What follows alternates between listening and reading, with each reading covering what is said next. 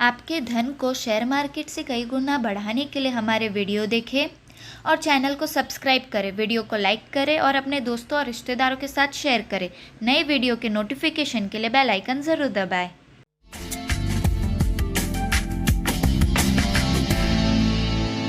नमस्कार, एफएनओ की पाठशाला में आपका स्वागत है। मैं हूं मानसी दवे और वायदा बाजार की एबीसीडी हमें सिखा रहे हैं जी बिजनेस के मैनेजिंग एडिटर अनिल सिंघवी जी।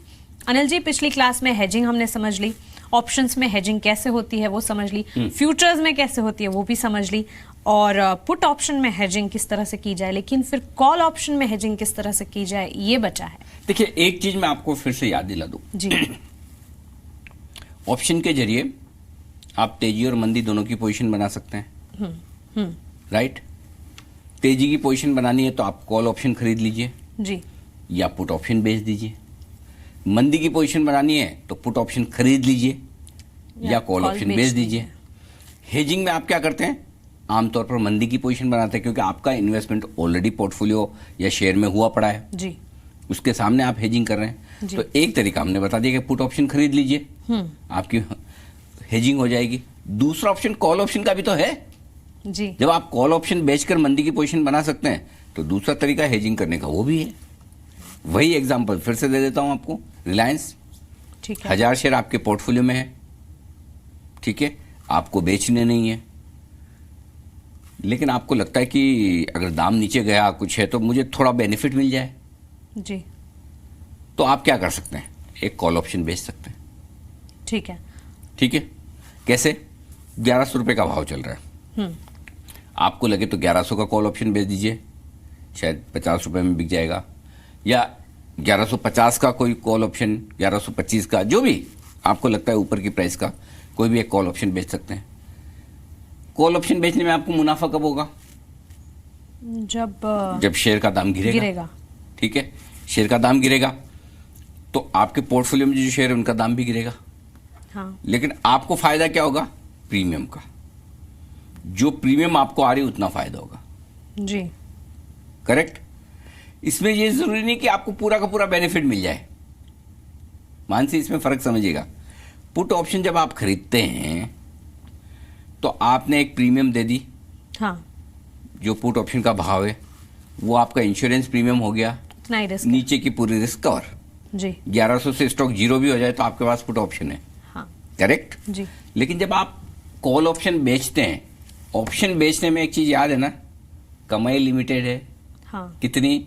जितनी प्रीमियम ट्रेड हो रही है, जिस भाव में आपने सौदा किया उतनी कमाई होगी ना।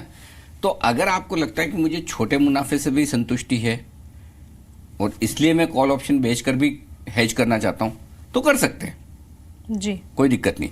लेकिन रिस्क अनलिमिटेड है, क्योंकि कॉल ऑप्शन जब आप बेच रहे हैं और गलती से भाव बढ़ गया तो फिर परेशानी। तो फिर आपको कॉल ऑप्शन में अनलिमिटेड रिस्क होगी, कमाई उतनी है जितनी आपकी प्रीमियम है। करेक्ट। जी, तो आपके दिमाग में ये सवाल नहीं आ रहा कि फिर ये हेजिंग करने के लिए कॉल ऑप्शन कौन बेचता होगा? रिस्क है तो कम ही लोग करते होंगे कि नहीं? कम लोग करते हैं, लेकिन स्मार्ट लोग करते हैं। क्यों करते हैं? आमतौर पर कॉल ऑप्शन बेचकर दो तरह के लोग होते हैं जो हेजिंग करते हैं। एक तो वो जो जानते हैं कि शेयर जल्दी से भागेगा नहीं, कॉल ऑप्शन बेचने में प्रीमियम का फायदा उठा ले जी, और जैसे जैसे आप एक्सपायरी के नजदीक जाते हैं प्रीमियम कम होती जाती है ना, वो भी तो फैक्टर है, तो वो बेनिफिट मिल जाता है। करेक्ट। जी, प्लस जो आपके मन में है कि रिस्क अनलिमिटेड है, बढ़ते ही गया तो आपके पोर्टफोलियो में शेयर तो है, उसका भी तो दाम बढ़ेगा। जी, तो ऐसे देखा जाए तो आपकी तेजी की जो एक संभावना थी प्रॉफिट बनाने की वो गई, रिस्क तो उतनी हो गई ना। एक तरह से मतलब जैसे 1100 रुपए के आसपास आपने शेयर बेच दिया, ये हो गया। ऊपर का भाव आपको नहीं मिलेगा। ठीक है, अगर शेयर बढ़ गया, आपने हेजिंग के हिसाब से कॉल ऑप्शन बेचा और शेयर भागते ही जा रहा है, बढ़ते ही जा रहा है, तो क्या होगा? ठीक है, मेरी तेजी की पोजीशन सोचा था और हेजिंग गलत हो गई, तो बस ये है कि हाँ, ऐसा नहीं कि हेजिंग में नुकसान नहीं हो सकता, हेजिंग में भी नुकसान हो सकता है। देखिए, स्टॉक मार्केट में हर जगह नुकसान हो सकता है, पैर रखते ही कहीं वो भी। मेरे दिमाग में ये बात थी कि चलिए मुनाफा हो, ऐसा ने बोला मुनाफा नहीं होगा, ऐसा होता है कि आपका नुकसान बच सकता है, लेकिन नुकसान हो भी सकता हो है। भी सकता है, लेकिन सामने आपके पास शेयर पड़ा है तो शेयर का दाम भी बढ़ेगा। कॉल ऑप्शन में अगर आपने जो कॉल बेचा है, ऑप्शन बेचा, तो उसका भी दाम बढ़ेगा, तो आपका एक तरह से प्रॉफिट सेट ऑफ हो जाएगा जी। दूसरा तरीका जो है हेजिंग करने का, जो आमतौर पर लोग कॉल ऑप्शन क्यों बेचते हैं, कई बार ऐसे स्टॉक होते बड़े सुस्त होते हैं। सुस्त मतलब कुछ होता ही नहीं उनमें। अच्छा। पूरी सीरीज में ऐसे 2% जैसे मैं आपको एग्जांपल दूं, कोई एनटीपीसी, हाँ। कोई पावर ग्रिड, कोई कोल इंडिया, ये ऐसे शेयर हैं साल में ना 2 महीने हिलते हैं बस बाकी नींद में रहते हैं। अब आपने ले तो लिए और आपको लगता है कि अरे कुछ होता तो है नहीं इन शेयरों में, क्यों ना थोड़ा मैं ऊपर का कॉल ऑप्शन बेच दूं। अगर किसी दिन गलती से शेयर चल गया, जैसे आज भाव है, कोल इंडिया का भाव है समझो 300 रुपये, ठीक है। आपको पता है ये जाता ही नहीं, नीचे गया तो 250 रुपये, ऊपर आया तो 325 रुपये। हाँ। एक काम करता हूँ, जैसे ही सीरीज की शुरुआत हुई 325 रुपये का एक कॉल ऑप्शन बेच दिया, 20-25 रुपये में बिक गया, ठीक है, 15 रुपये में जो भी आया 4-5% की प्रीमियम बन गई।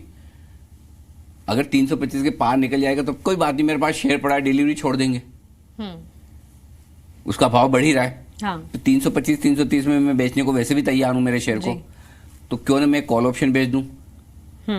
अगर बढ़ गया तो कोई बात नहीं, शेयर चले जाएगा, नहीं बढ़ा तो जो प्रीमियम आ रही है वो मंथ के एंड में मेरे अकाउंट में प्रीमियम आ गई। इसलिए कई सारे सुस्त शेयरों में भी लोग है ना कॉल ऑप्शन बेच के हेजिंग कर लेते हैं। तो कुछ ज्यादा ही समझदार लोग इसमें पड़ते हैं, ऐसा कह सकते हैं। समझदारी चाहिए। देखिए एक चीज बहुत क्लियर है, ये तुक्के वाला काम नहीं है, बिल्कुल नहीं है। क्यों? एक तो देखिए आमतौर पर लॉट साइज 10 लाख रुपए की है, हाँ। जिसे भी कहनी, थोड़ा कोई 8 लाख का हो सकता है, कोई 12-15 लाख का हो सकता है, लेकिन आमतौर पर 10 लाख रुपए के आसपास की। तो हेजिंग का मतलब क्या है? हेजिंग का मतलब स्पेकुलेशन नहीं है। हेजिंग का मतलब आपके अकाउंट में शेयर होना जरूरी है, आपके पास शेयर हैं उसी के सामने करें। तो 10 लाख रुपए का कोई एक स्टॉक किसी आलतू फालतू आदमी के पास तो होगा नहीं। नहीं, बिल्कुल ही नहीं।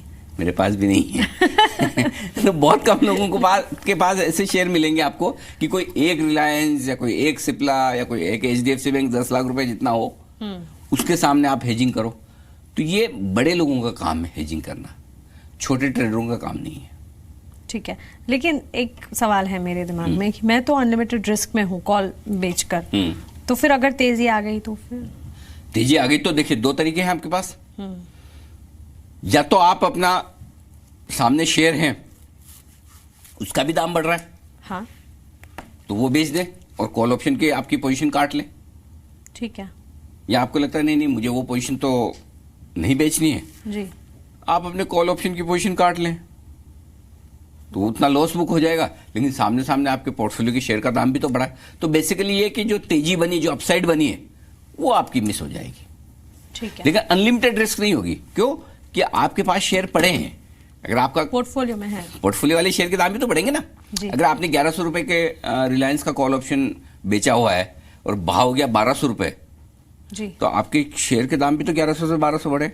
सामने आपने समझो 1150 का कॉल ऑप्शन बेचा था 80 रुपए में, ठीक है जी, तो 1200 हो गया, तो भी 30 रुपए थोड़ा बहुत प्रॉफिट तो आपका बन ही जाएगा, कुछ ना कुछ तो हुआ। हाँ, तो इसलिए लोग कॉल ऑप्शन भी बेचते हैं।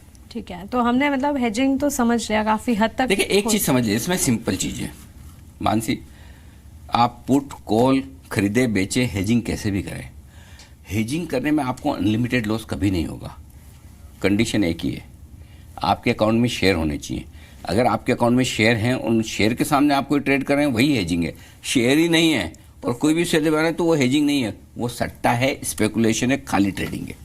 तो फ्यूचर और ऑप्शंस में हेजिंग कैसे की जाती है वो हमने समझने की कोशिश की, लेकिन आगे कॉन्सेप्ट्स तो ढेर सारी हैं, कॉम्प्लेक्स हैं। समझने के लिए, आसानी से समझने के लिए आपको FNO की पाठशाला के साथ ही जुड़ना होगा। तो बने रहे हमारे साथ।